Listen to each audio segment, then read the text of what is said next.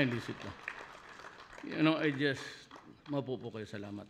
Just came from an overtime meeting with the Minister of Commerce of China, and he brought with him a windfall, actually, and he was talking about the springtime relations between our two countries. And I responded by saying it was a long, hard winter for all. And so I told him that I made the correct decision to follow just a independent, neutral policy and pursue where our destiny would lie. I also told him that, we are in Asia, far from the madding crowd of Europe. It's too far away. The Western powers should be worrying about us. Sabi ko, ang swerte natin nandito sa Asia, and since China is the leading industrial power, we'd have to ally with them in trade and commerce, and eventually improve on the bilateral relations and come up with a vibrant economy. I'm very positive about meron akong prepared speech. Kung gusto ninyo, in about 1.5 minutes, tapos there's the thank you, but Ma'am Cynthia would not like that. He would want me to inform you really of what's in my mind. He just brought in, pila ka na ito? $1 billion agri-products. They're coming next month and have scheduled something like 10 billion for the present, $10 billion, all in all, hopefully coming our way. It had to take the Minister of Commerce of China to tell us frankly that they are the ones in a hurry. And if you are ready with your plans and documents, we'll be glad to come to you the next day. So it behooves upon the technocrats, the bright boys of this government, to just also keep up with the challenges of the times and respond it with in a jiffy. Kasi yung tao, may dadala ng pera, mayroon pa silang mga proposals. And it would make Secretary Piñol happy that our export products to date has doubled. Talaga nagdudoble lahat on all fronts. So, pineapple, and they're buying even the avocados. Kaya if you have a few hectares, taniman ninyo yan because, avocado has long been to be a very nutritious, yan ang bagong craze ngayon, avocado. Alam mo, I was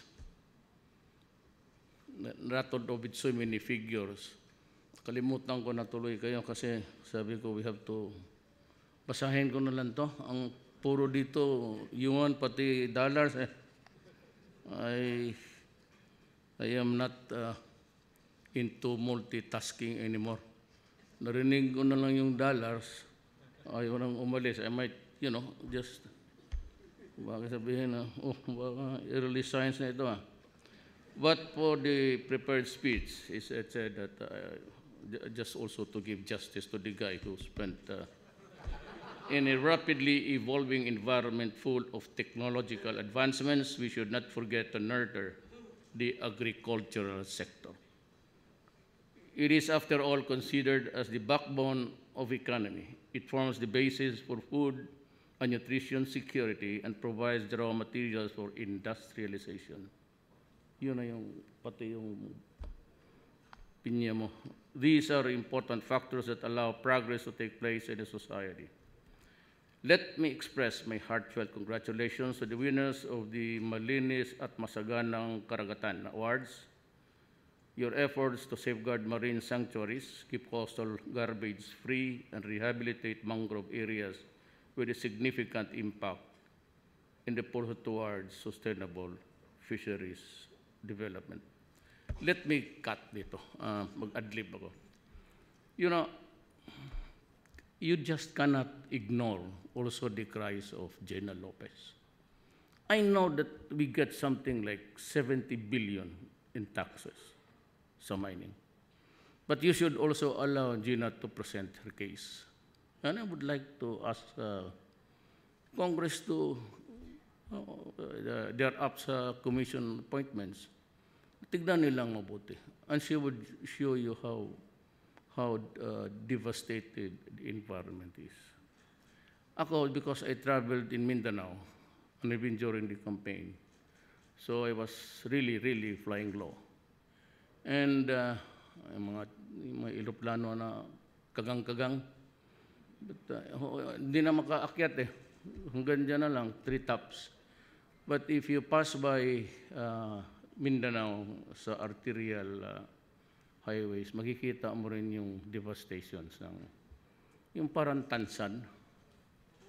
Parang tansan na yung binaliktad, tapos nilagay doon sa taas ng bukid. Marami kasi masyado.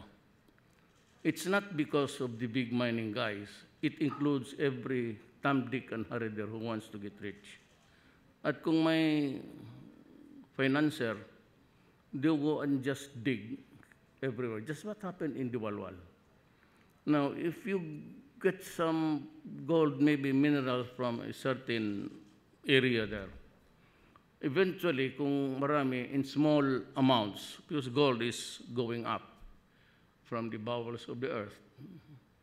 So, magkakaroon tayo ng crisis talaga. We have to, I think, come up with a code or a set of whatever protocol of how to go about controlling mining. It's not because we do not want people to earn.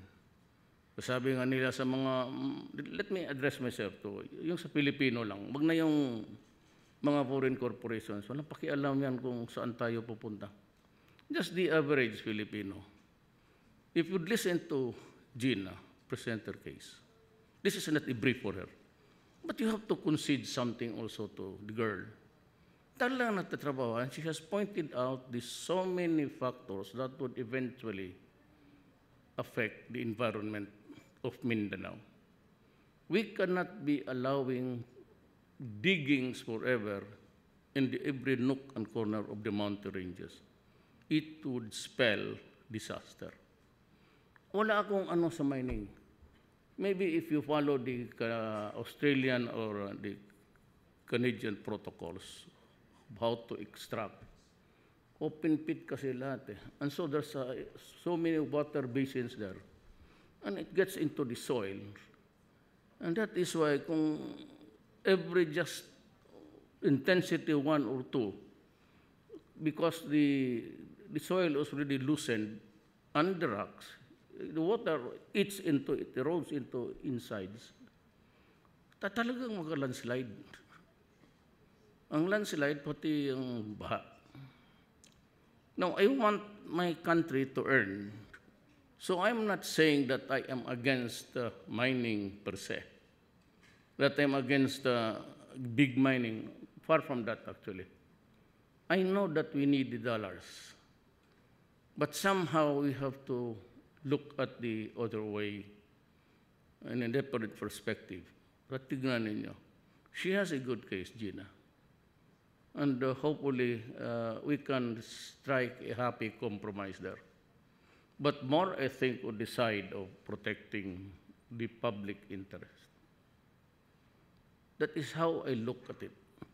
Kaya ako hindi ako nakialam. Never. Maraming tumatawag sa akin, mga classmate ko, they wanted me to call Gina. Cannot do that. For the life of me, I have never called any cabinet member for any reason at all. I confront them in the cabinet meetings, but not yung tawag-tawag. I do not even know the number of. Ang alam ko lang na number, nawala naman yung iyo, na-delete na. Dinilit mo ako sa buhay mo, gaga.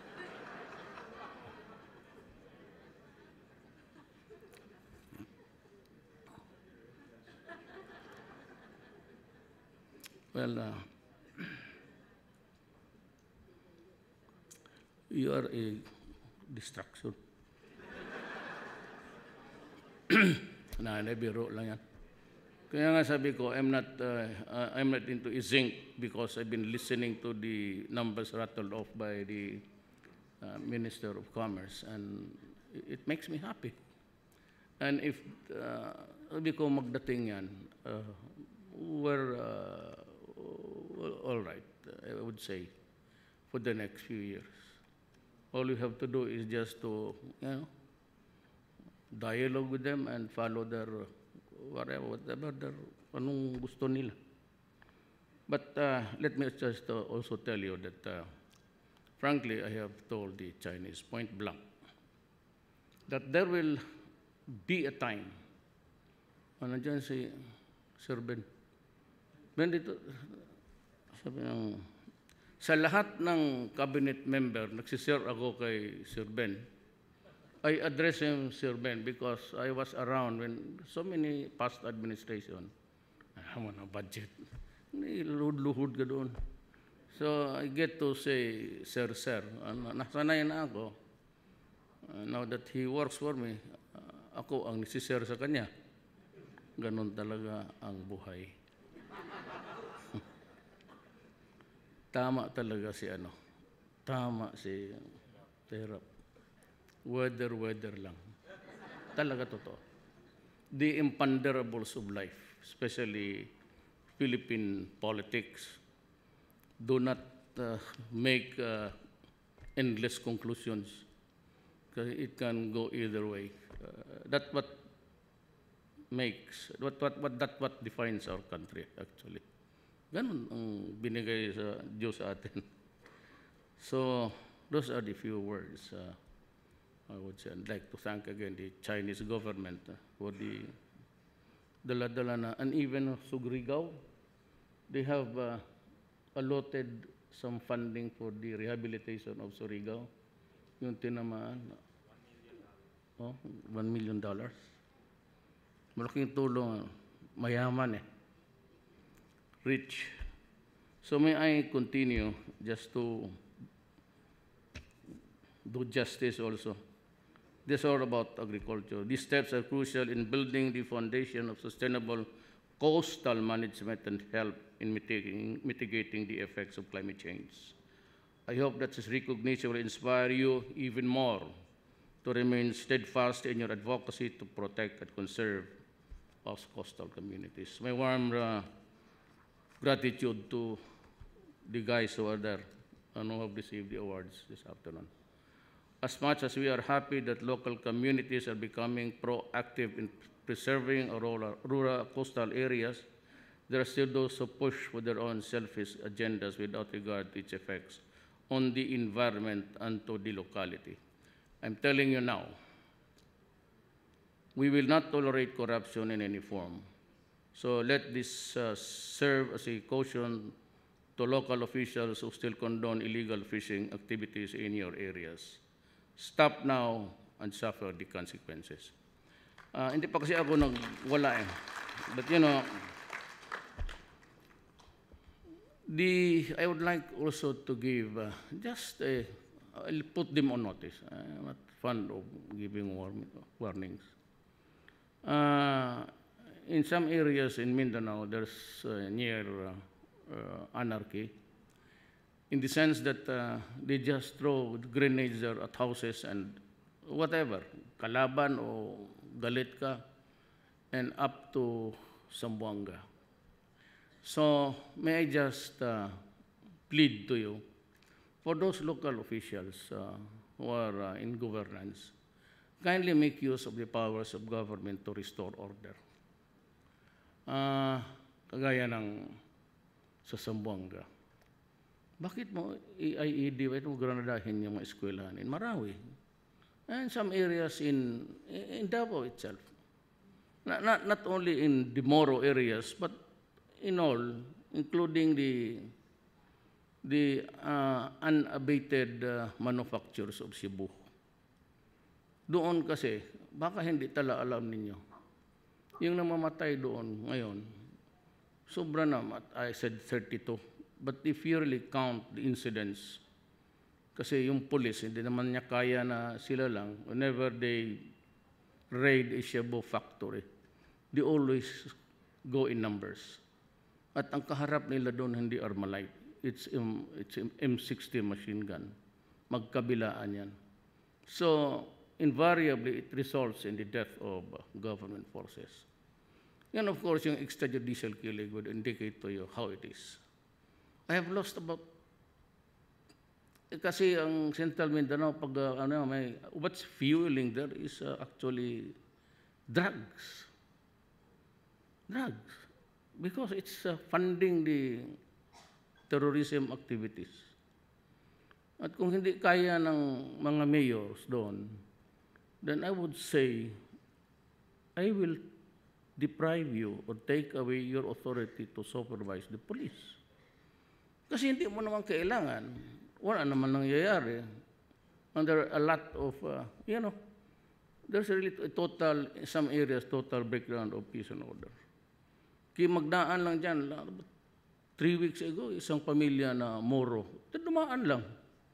Tapos rat-rata na, yung gano'n na kalukuhan na, for any whatever reason, eskwelahan, bubumbahan mo. It's happening in all areas in the Philippines. The drug war, they're continuing in summer, latest, sila na doon. Sabi ko, hayaan mo na muna. Let them kill each other. Tatapusin na lang natin yung naiwan. Kasi, ikaw ang pasangin lang, ikaw ang, ano bang pasangin lang sa Tagalog, yawa? Pagbintangan. Na naman, nagpatong na yung, sabi ko, hayaan mo na muna. Let them fight each other. So, it's the turf now, it's the market. And do you know why mahirap ngayon? Do you know why it is really very hard to confront criminality now, to confront? Ganito yan eh. It's always the fear of the law that stops someone or somebody from committing a crime or do a wrong. Ganun yan. Tayong sa panahon natin, we're always admonished to obey the law, even the mere ordinances of the city. Inom. But what prompted the change of the criminal mind was not really criminal at the onset. Drugs. Dito nag-umpisa yan sa Manila about 6 years ago. Dito nag-umpisa kasi dito sa droga, pag nabangag ka, you no longer have the notions of what is right and wrong. Yan ang nakaproblema dyan.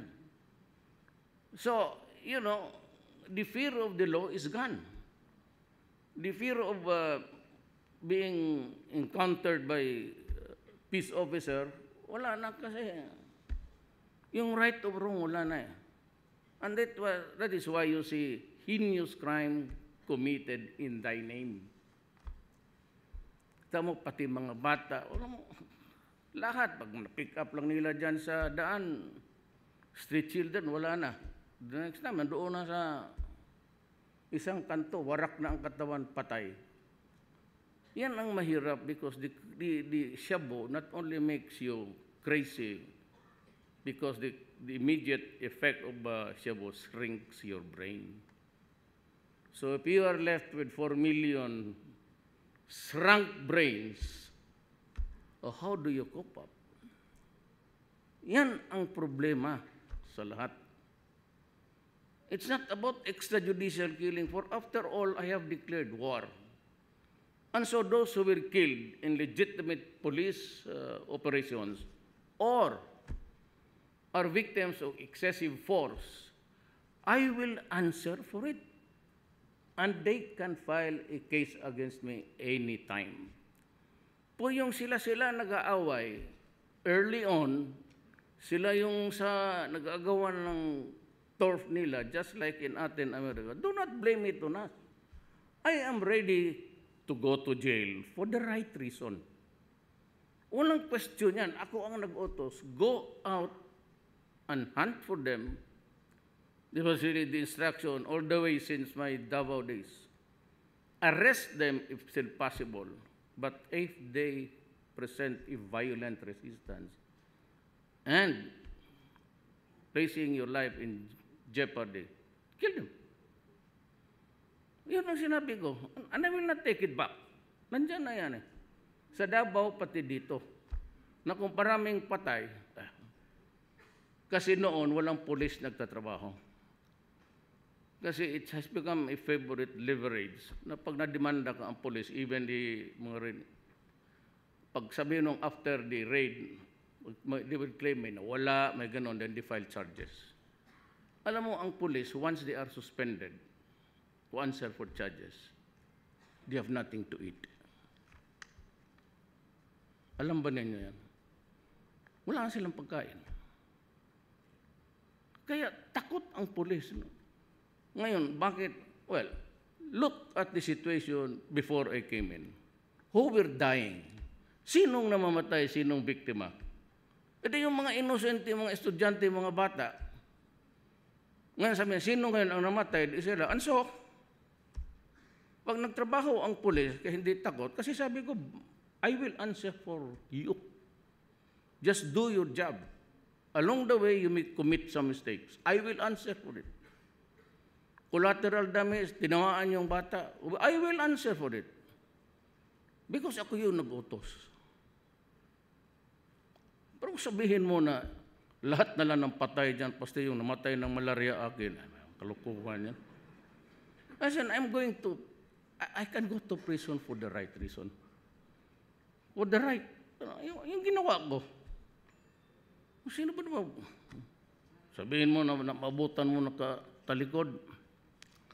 Berna, you are nadidistract ako. You close your legs, God.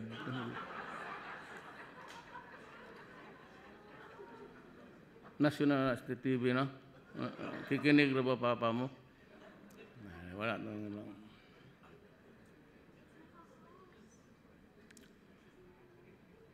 Huwag na tayo dyan sa droga na. No one should be left behind in our journey to progress and self-sufficiency. Remember that we must prioritize the welfare of the disadvantaged and the marginalized. Well, ayaw ninyong maniwala o maniwala kayo, basta this government is for the poor. Yung mga, hindi ninyo kailangan ng presidency. You need not need the intervention of the president. Kaya ninyong, it could be safety or...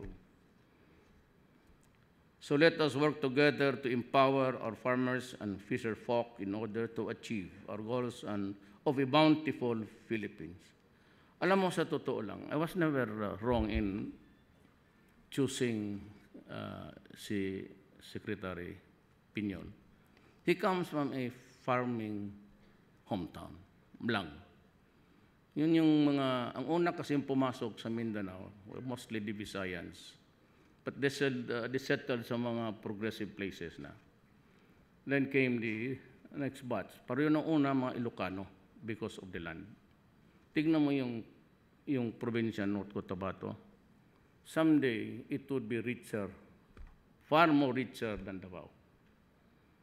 Sa bukid, makikita mo yung mga maliit, simple na mga chalet, pero may swimming pool. And if the Ilocanos are there, you can see up to the top of the mountain may rubber tree.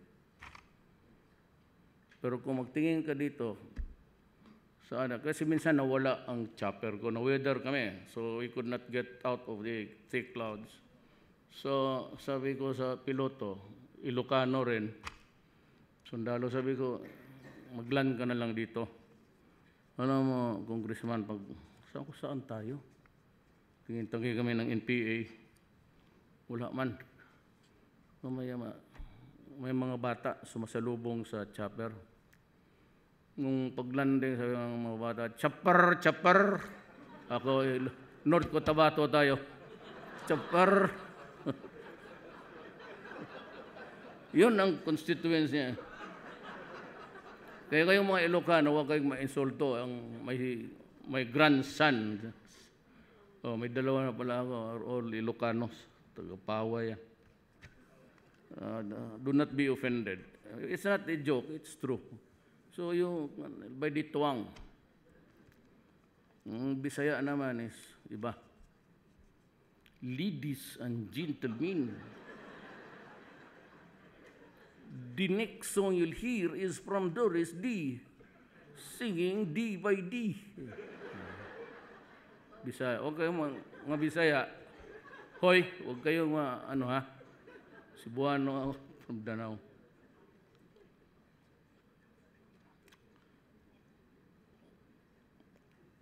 So that one day, in the not so distant future, no Filipino should ever go hungry.